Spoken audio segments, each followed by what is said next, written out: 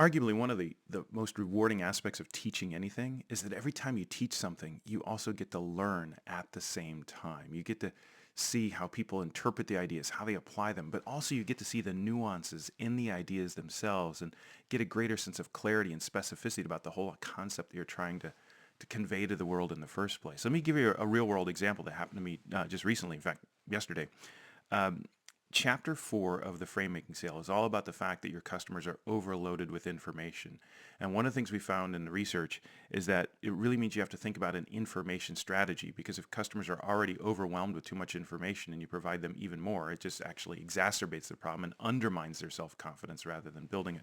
And so what we found in that work that many of you will know, it's profiled in an article called Sense Making for Sales in HBR in 2021, and again also in the Framemaking sale, is this idea that if you approach customers with a giving posture, you tend to actually make things worse. You give them even more to think about, more to worry about.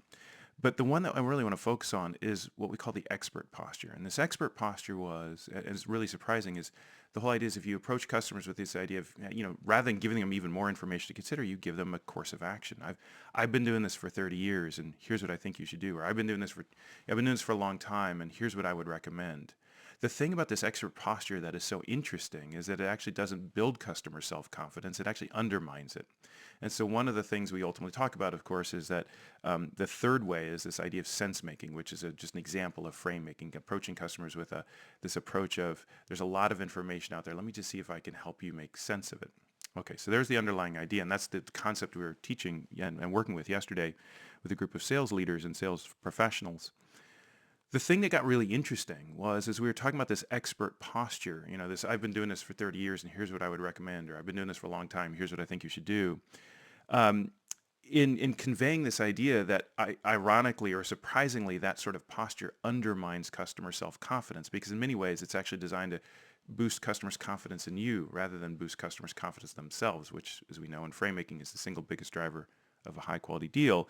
What I found really interesting, and including myself, is we were, as a collective group and learning this concept and applying it, we were all over indexing on the first part of this sort of phrase, which is, I've been doing this for a long time.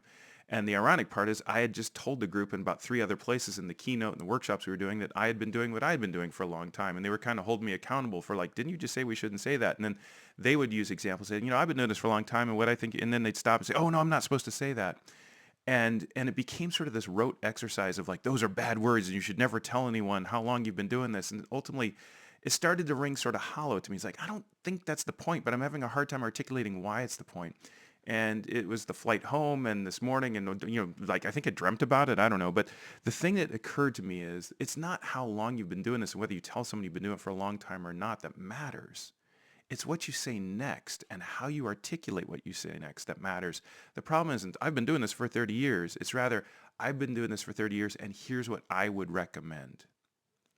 It's the provision of your perspective, the provision of your personal opinion, or no matter how much basis in experience and school of hard knocks it might be, it's very different than saying, here's 2 versions.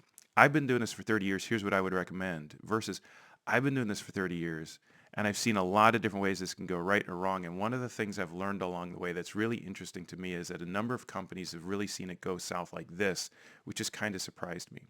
Notice what I've just done is whether I've done it 30 years, 20 years, or 30 months, or 30 hours, doesn't matter. What I'm doing here in one version versus another is one is I'm telling you what I think you should do.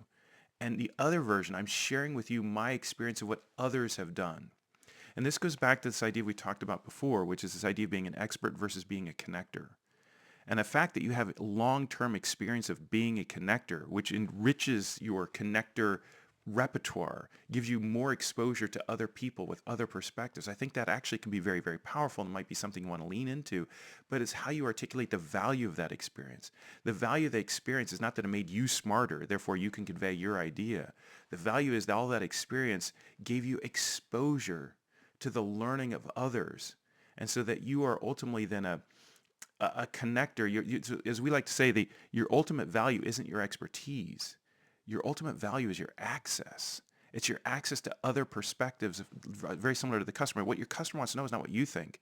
They want to know what other companies like them are doing. What have other people like me, where have they gone off the rails? What's worked? What hasn't worked? Where are they seeing returns? Not what do you think, but what have you seen that other people have done? And the fact that you may have done that for many, many years, I think that actually is a good thing, not a bad thing. It's not something to run away from, but run toward. But let's make sure that when we tell people how long we've been doing this, it's always at the service of conveying the value of your ability to bring back to them the thing they want more than anything else, which is deep level expertise or perspectives, not of you, from you, but from other people's real world experience. And I think hopefully that clears up this idea. And if nothing else, this is sort of just a love note to the company I was with yesterday, if nothing else, which is, you know, there's nothing wrong with saying you've been doing this for a while, but let's think about why it matters that you've been doing it for a while, which is you've been doing this for a while because it helps you understand and learn. You're a co-learner, and you've been on this learning journey for a long time. And one of the things you've been surprised to learn and see from other companies, and here's what you've seen that they've learned and that they've shared or, taught you. And that's a posture of humility, it's a posture of learning, and it's a posture of sharing, and it's a posture of providing your customers with access as opposed to your opinion. And I think that distinction really matters. Cheers, everybody.